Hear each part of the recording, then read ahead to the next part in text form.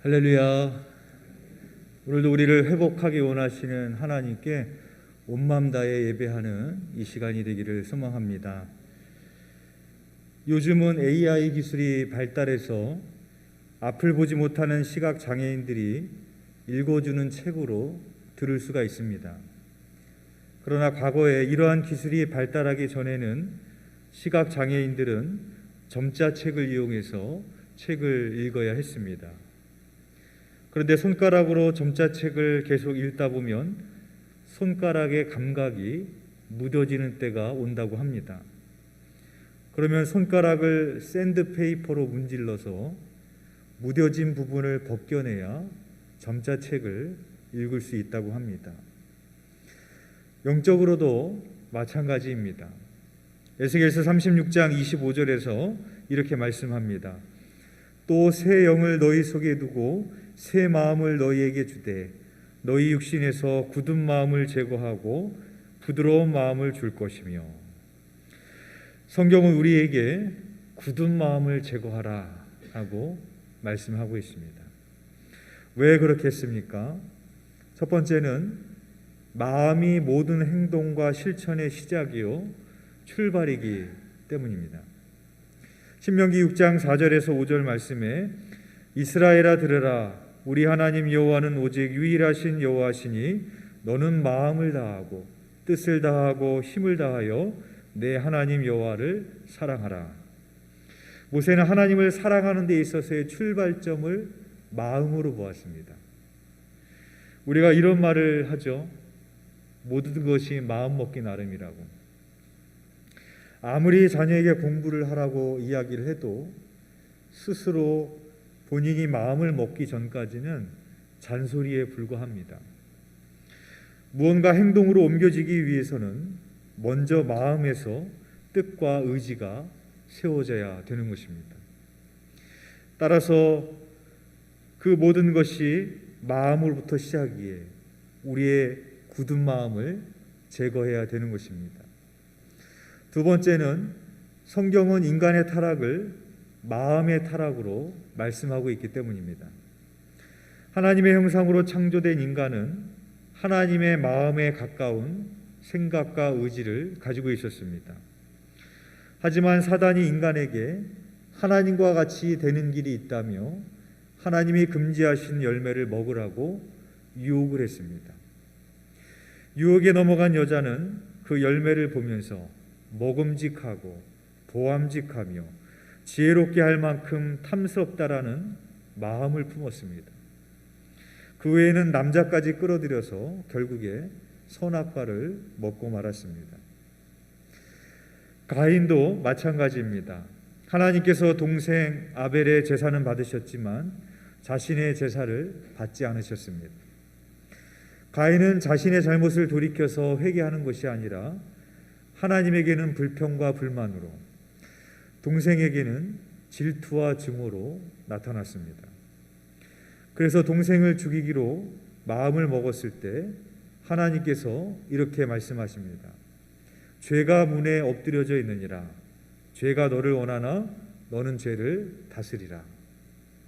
즉 마음속에 있는 분노와 증오가 살인이라는 행동으로 연결되기 전에 죄를 다스리고 마음을 다스리라는 하나님의 말씀이었습니다. 그러나 가인은 악한 마음이 악한 행동으로 연결되는 것을 막지 못했습니다. 하나님께서 노아의 시대에 죄가 관영한 모습을 보시면서 이렇게 말씀하십니다. 창세기 6장 5절입니다. 여호와께서 사람의 죄악이 세상에 가득함과 그의 마음으로 생각하는 모든 계획이 항상 악할 뿐임을 보시고. 노아의 시대에 이 세상의 죄악이 관영했던 모습이 어떤 모습이냐? 그의 마음으로 생각하는 모든 계획이 항상 악할 뿐임을 보시고 라고 말씀하고 있습니다. 타락한 인간의 마음은 점점 악한 것만 생각하고 악한 일들을 계획하고 점점 하나님으로부터 그 마음이 멀어져만 갔다라는 것입니다. 그것이 바로 노아의 시대입니다. 따라서 우리는 그 타락을 막기 위해서 우리의 마음을 날마다 씻으며 새롭게 해야 됨을 우리들에게 말씀하고 있습니다.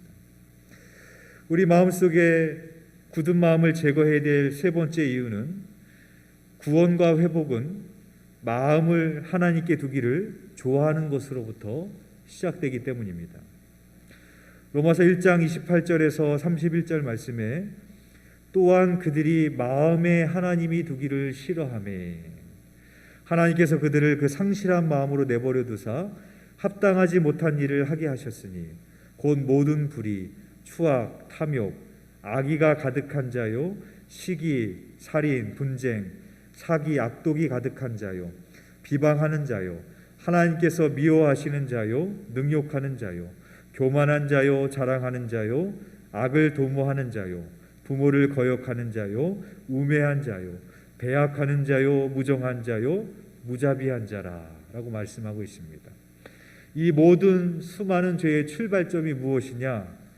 그들이 마음에 하나님 두기를 싫어하며 그들의 마음에 하나님 두기를 싫어했다라는 것입니다.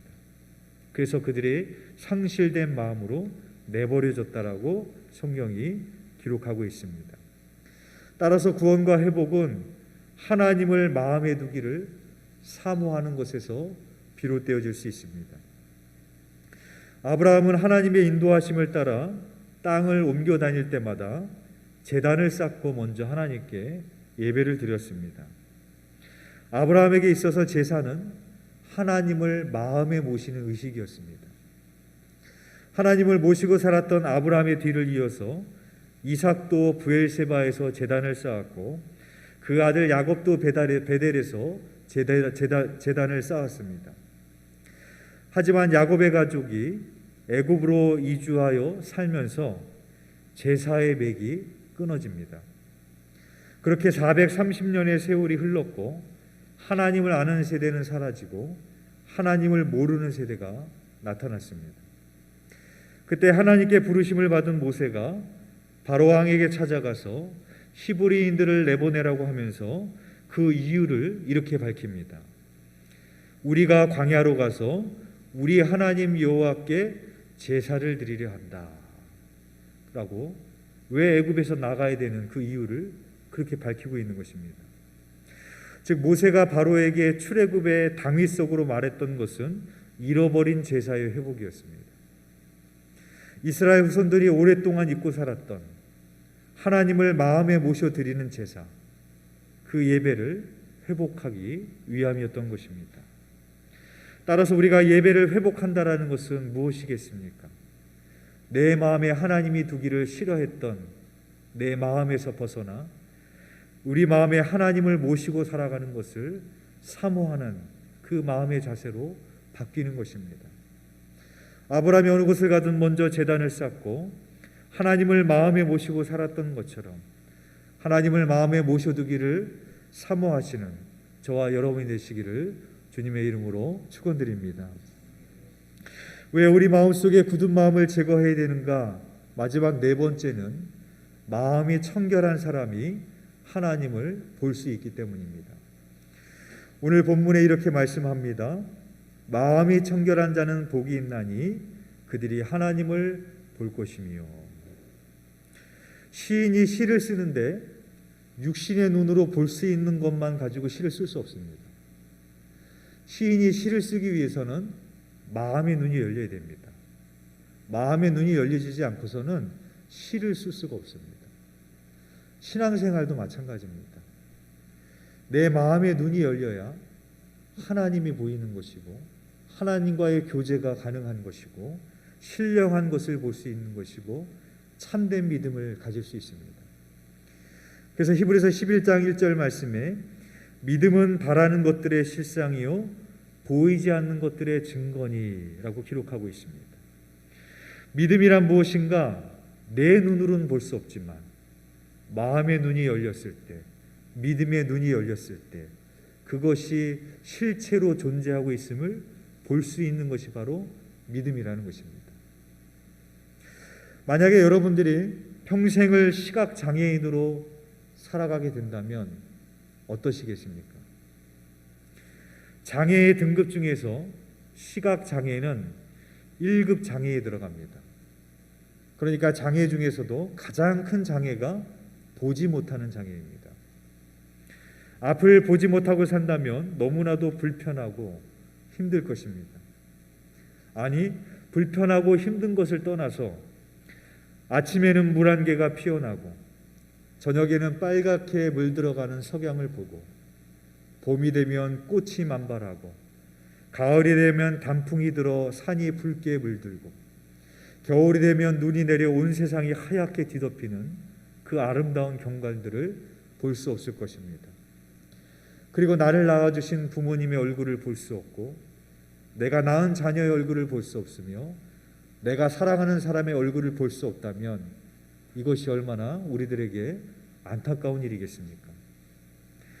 그러므로 우리는 그러한 것들을 볼 수 있음에 감사해야 되는 것이죠. 그런데 하나님을 볼 수 있다? 이것은 감사의 수준을 뛰어넘는 겁니다. 인간이 이 땅에 사는 동안에 누릴 수 있는 축복 중에 가장 큰 축복인 것입니다. 성경에서 하나님의 음성을 듣거나 하나님이 보내신 천사를 만난 사람들은 많이 있었지만 하나님을 직접 대면했던 사람은 두 사람이 있습니다. 야곱과 모세입니다. 먼저 야곱을 보면 야곱은 형 에서의 장자권과 축복권을 가로채고 고향을 떠나서 하란의 외갓집에 가서 20년 동안 대릴 사위 노릇을 하면서 상당한 재물을 축적하게 됩니다. 그리고 고향으로 돌아가는 그 야곱의 마음은 불안할 수밖에 없었습니다. 왜냐하면 아직도 분이 풀리지 않는 형 에서의 붉은 얼굴을 떠올리면 불안할 수밖에 없습니다. 더욱이 에서는 400명의 장정들을 이끌고 올라오고 있었습니다. 야곱은 형의 분노를 제물로 풀어볼 생각으로 하란에서 얻은 가축을 세 무리로 나누어서 삼중방어선을 칩니다. 그러고는 가족까지 먼저 보내고 홀로 야복 나루에 남았습니다. 자기만 살아남겠다라는 얄팍한 생각이었습니다. 그날 밤 극도의 불안감에 사로잡혀 뒤척이고 있을 때 씨름꾼으로 변장한 하나님이 그에게 나타나십니다. 그리고 씨름이 시작되었습니다. 밤새 뒹굴며 씨름을 하는 동안에 야곱은 상대방이 누군지를 깨달았습니다. 야곱은 그분을 붙잡고 내게 축복하지 않으면 놓지 않겠다라고 매달렸습니다. 결국 하나님은 그를 축복하고 그의 이름을 야곱에서 이스라엘로 바꿔주십니다. 야곱은 내가 하나님과 대면하여 보았으나 내 생명이 보존되었다라고 하면서 그곳의 이름을 분이엘이라고 명명합니다. 그 뜻은 하나님의 얼굴이라는 뜻입니다. 즉 그곳에서 하나님의 얼굴을 내가 대면하여 보았다라는 것이죠. 하나님과 대면하였던 야곱은 이름만 바뀐 것이 아니라 존재 자체가 바뀌었습니다. 가치관이 바뀌었고 삶의 태도와 자세가 바뀌었습니다. 어제까지만 해도 두려워서 도망칠 궁리만 했던 그가 이제는 다른 식구들보다도 앞서서 형 에서에게로 나아갑니다. 그러자 에서가 달려와서 야곱을 안아주고 입을 맞추고 함께 통곡했습니다. 하나님은 그 밤에 야곱의 마음만 바꿔 놓으신 것이 아니라 에서의 마음도 바꾸어 주셨던 것입니다. 야곱은 형에게 가축대를 선물로 준 후에 이렇게 말합니다. 내가 형님의 얼굴을 배운즉 하나님의 얼굴을 본 것 같사오며 형의 얼굴에서 내가 하나님의 얼굴을 본 것 같습니다 라고 말을 합니다.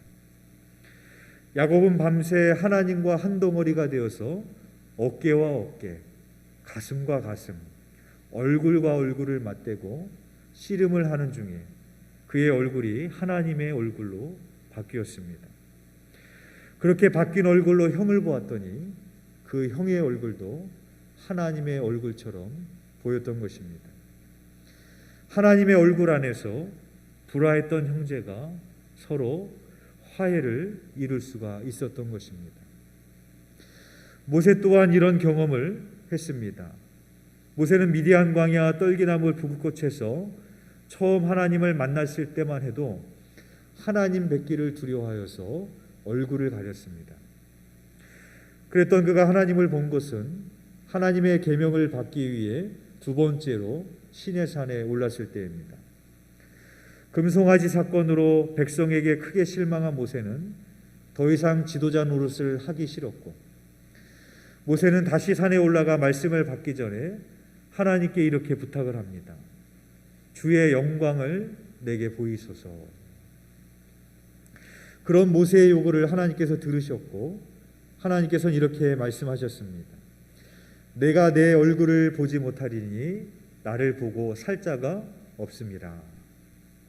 그래서 모세는 하나님의 얼굴은 보지 못했지만 지나가시는 하나님의 등을 모세에게 보게 해주십니다. 모세가 구스 여자를 취하였을 때 아론과 미리암이 비방을 합니다.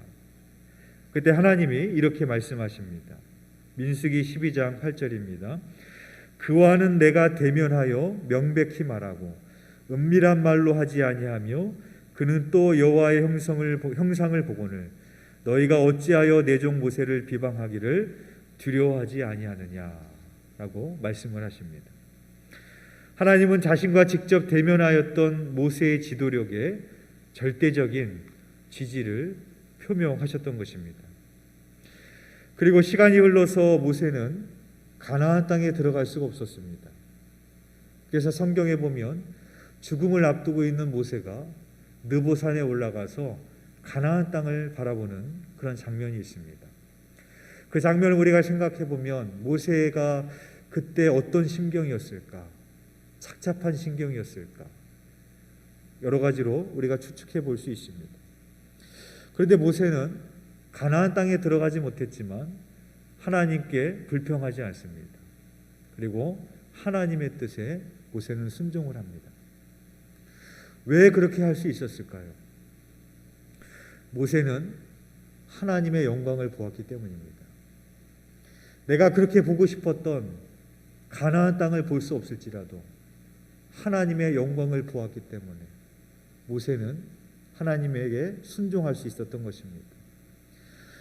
아무리 좋아 보이는 가나안 땅일지라도 적과 꿀이 흐르는 땅일지라도 그것은 하나님을 보는 것과 비교할 수 없는 일이기 때문입니다. 우리가 이 땅에 살아가는 동안에 아무리 대단한 것을 보고 아무리 화려한 것을 누려볼지라도 우리는 만족하지 못합니다. 끊임없이 인생에 미련만 남을 뿐입니다. 그러나 우리가 이 세상을 살아가는 동안에 하나님을 본다라는 것은 우리가 더 이상의 소원이 없는, 오늘 죽어도 여한이 없는 그런 축복을 우리가 받게 되는 것입니다. 그래서 주 안에서 죽는 자가 복되다고 요한계시록에서 우리들에게 말씀하고 있는 것이죠. 그래서 모세는 가나안 땅에 들어가지 못해도 초연해질 수 있었습니다. 모세는 죽음을 앞두고 있어서 초연해질 수 있었습니다. 왜? 하나님을 보았기 때문에, 주의 영광을 보았기 때문입니다. 한국인의 최초 신학자이자 토착화 신학의 선구자라는 칭호를 받고 있는 최병원 목사님의 이야기입니다. 그는 가난한 선비 집안에서 태어나서 입신양명을 꿈꾸었지만 과거 시험에 번번이 낙방했습니다. 실력이 없어서 떨어진 것이 아니라 매관매직이 성행하였던 그 시절이라서 돈과 뒷배가 없으면 과거의 응시조차 할 수 없었던 그러한 현실 때문이었습니다. 그러던 중에 배제학당에서 영어를 배우러 다니던 친구의 소개로 미국에서 막 나온 존스 선교사의 어학 선생이 됩니다. 선교사에게 한국어를 가르치는 선생이 되었지만 기독교를 믿을 생각은 전혀 없었습니다. 왜냐하면 그에게 기독교는 서양 오랑캐의 종교에 불과했기 때문입니다. 그는 여전히 유교 신봉자였고 선교사 어학 선생과 배제학당 교사는 단지 호구 직책에 불과할 뿐이었습니다. 그러던 중에 어느 날 최병원이 서대문안 경희궁 흥암문을 지나가다가 병든 거지가 누워 있는 것을 보고 불쌍한 마음이 들었지만 도와주지 못하고 돌아왔습니다. 그런데 얼마 후에 어느 선교사가 그 환자를 재중원에 데려다가 치료하여 살렸다라는 소문을 듣게 됩니다. 그 소식을 들었던 최병헌은 수치감을 느꼈습니다. 내가 믿는 유교의 공자의 가르침과 그 핵심 사상인 인이나 예수님의 가르침인 사랑은 근본에서 다를 바가 없는데 나는 내 동족인데도 실천하지 못하는 것을 저 서양인들은 어찌 남의 나라에 와서 보잘것없는 사람에게까지 사랑을 실천할 수 있단 말인가. 최병헌은 종교적인 갈등과 고민 끝에 그의 관심은 유학에서 기독교로 바뀌게 됩니다. 그는 성경을 탐독하기 시작했고 정동교회와 배제학당을 오가며 신앙생활에 매진했습니다.